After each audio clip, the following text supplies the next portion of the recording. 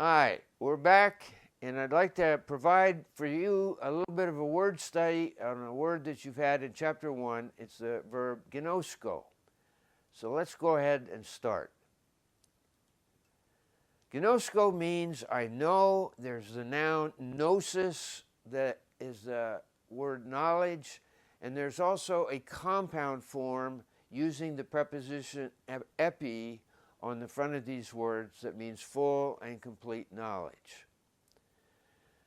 So let's take a look at the Greek view, the Hebrew view, and the New Testament view. And I'm speaking in very broad generalities here at this point. Now, in the Greek view of gnosko, or the noun knowledge, it stresses mind, reason, the rational aspect or intellectual side of a person, the ability to verify objective knowledge, and reason is paramount. In our culture, we are influenced by the Greek view. If I were to ask you the question, what's the opposite of knowledge, what would you say? I think most of us would say ignorance. But that's not the Hebrew view. In the Hebrew view, knowledge or knowing is relational, has to do with experience, feeling. It's linked with the heart and obedience or disobedience. It's a way of seeing, and it involves the emotions and the human will. Here we have the Hebrew verb yada, that means he knew. Some examples here. Adam knew Eve, referring to sexual intercourse. The ox knows its master, the donkey its owner's manger. But Israel does not know, my people don't understand. That's the complaint of Isaiah.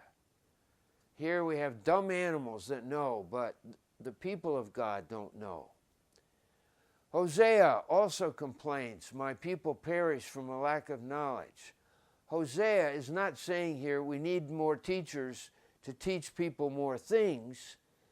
He's saying that the people of God are acting in disobedience.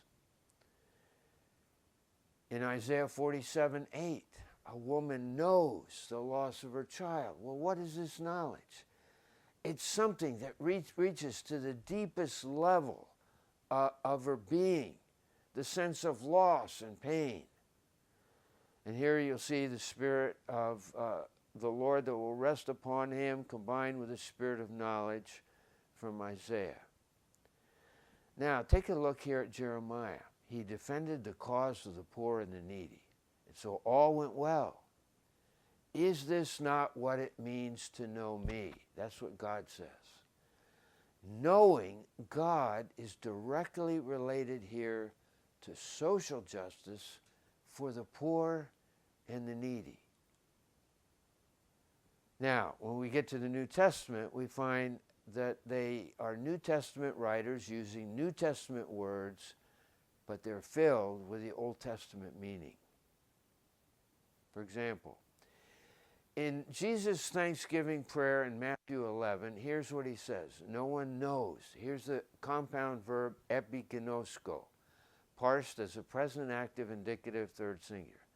No one knows the Son except the Father, and no one knows, same verb again, the Father except the Son, and those to whom the Son chooses to reveal him.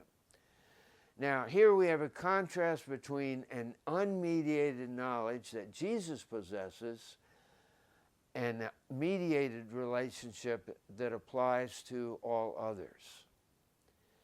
In John 17:3, in the high priestly prayer, Jesus identifies what eternal life is, that they might know you. Hina gnosko sin se.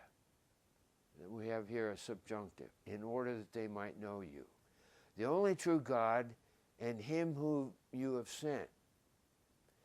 Here, knowledge is linked up with eternal life, which means experience. The experience of God and the experience of Jesus as the sent one of God. In Philippians 3:10, Paul sums up in a threefold way the goal of his life, that I might know him, to nonai auton, and the power of his resurrection and the fellowship of his suffering.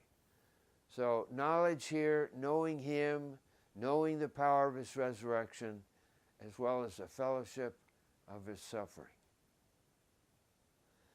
In 1 Corinthians 13, in the hymn of love, Paul says this, now I know, gnosko, in part, then I shall know fully. Here we have the compound verb, epinosomai, even as I am fully known.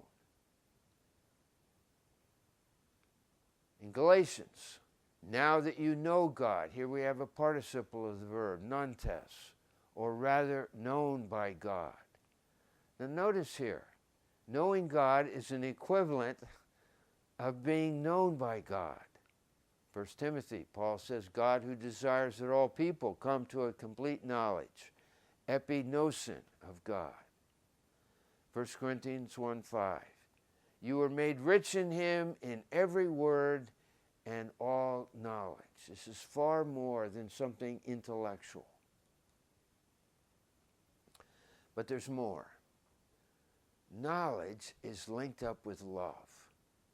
Beloved, let us love one another, because love is from God, and everyone who loves has been born of God and knows God.